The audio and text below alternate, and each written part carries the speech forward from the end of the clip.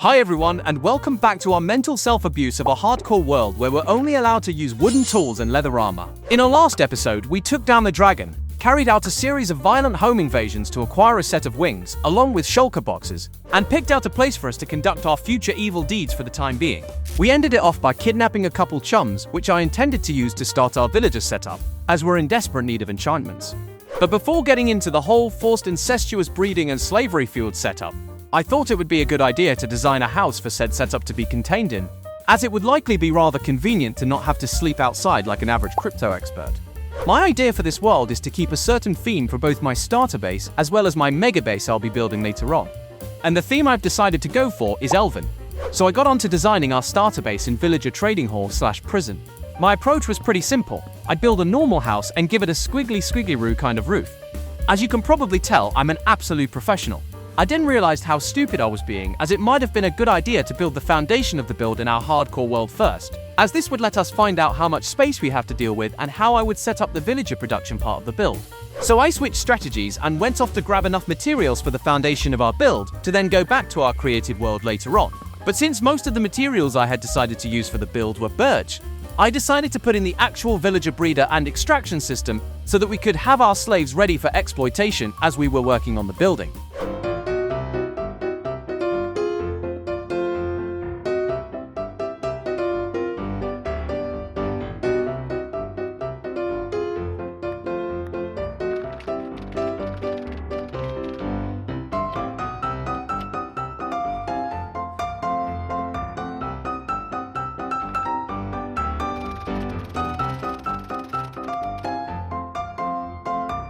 Our extraction was going to be equipped with a zombie fire, where we turn all of our exploitation victims into mindless zombies via a moderate amount of systematic violence, to then turn them back into normal villagers so that we could exploit them even harder financially, as they'd think we're their savior.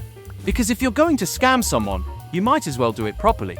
So I built a small platform next to our island in hopes of getting a zombie to spawn. Since we didn't have any villagers set up yet, and I hadn't been lucky enough to come across a spawner, we didn't have access to any name tags. This was rather problematic, as in an ideal world, I didn't want this mental peer of mine to despawn, forcing me to grab another one. So in order to avoid that from happening, we had to find a zombie that could hold items or wear armor, as that would prevent it from despawning as well. And rather luckily, we got a zombie to spawn pretty much immediately, which was very epic. But since the game seems to jump at any opportunity of flicking my nuts, it couldn't actually pick up items. This is why I never judge anyone for substance abuse. I then went on to spend more nights than I could count trying to find our damn zombie, during which, by the way, I was brutally assaulted by a homeless person throwing bottles at me.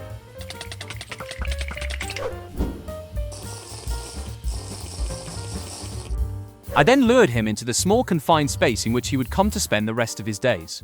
And after having been slapped around harder than an average boyfriend of the most emotionally stable Latinas, I finally had everything in place for our living deformed vending machines.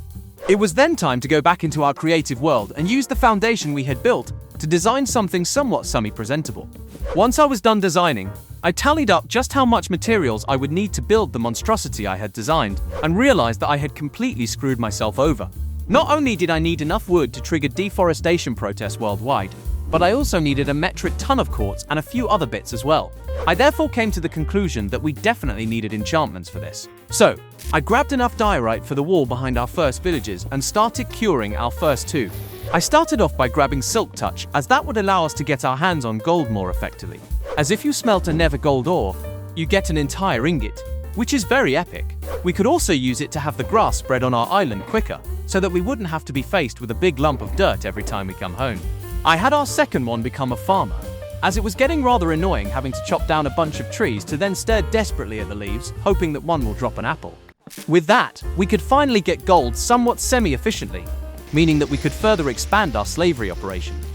And once that said expansion had taken place, we had officially gotten everything we needed to fully enchant both a fortune and a silk touch pickaxe, meaning that we were ready to gather everything we needed for our rather needlessly extra trading hall. Or at least that's what I thought, as I had somehow completely forgotten the fact that I needed both green and lime concrete. And for concrete, we need gravel as well as sand. This is rather problematic when I'm only allowed to use wooden tools and leather armor, as wooden shovels are almost as fragile as my mental state. So I decided to turn to the one thing that can solve pretty much any problem, ranging from issues with parents-in-laws to bullying in school, that being explosives.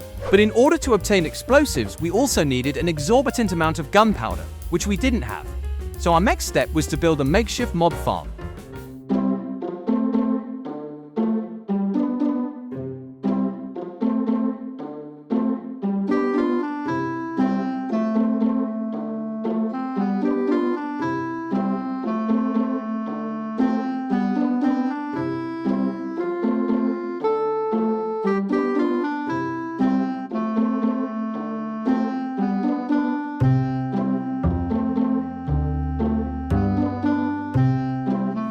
And with that, we finally had access to enough rockets to soar freely like a majestic eagle, or any small animal if you throw them hard enough.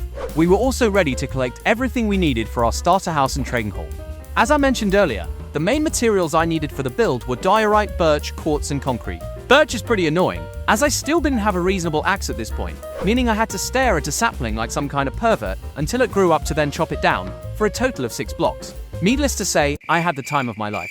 But another major issue was the quartz, as the villager setup I had going was still about as underdeveloped as my prefrontal cortex, as it still didn't have any stonemasons.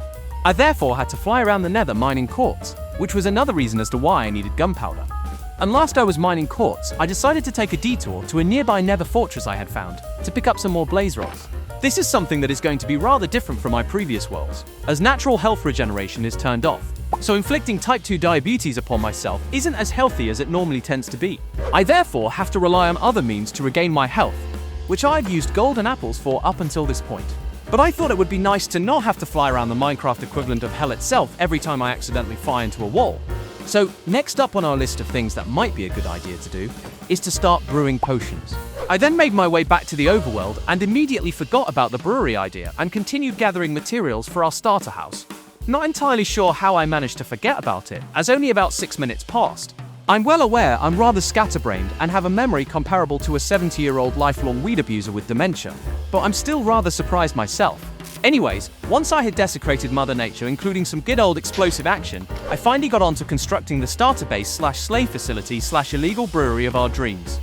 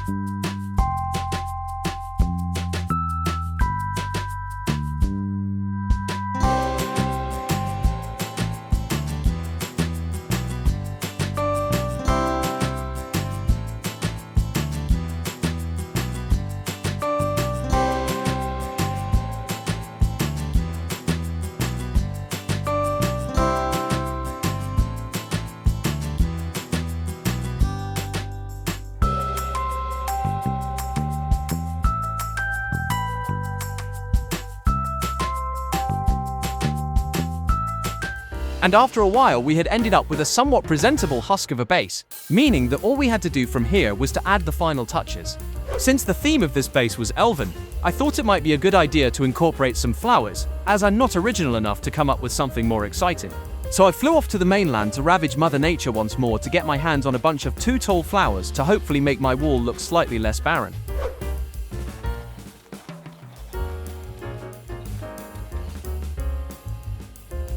I also filled in our windows, as I've decided to impose a strict no fresh air policy for our slaves, as they keep disobeying me. I then made some small preparations for bringing in more villagers to our 2nd floor, and started preparing our attic where we'd have our actual base and living quarters. But that is about all the time we have for this episode.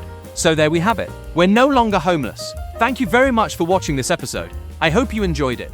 Please leave a like and subscribe if you did, and I'll see you in the next one.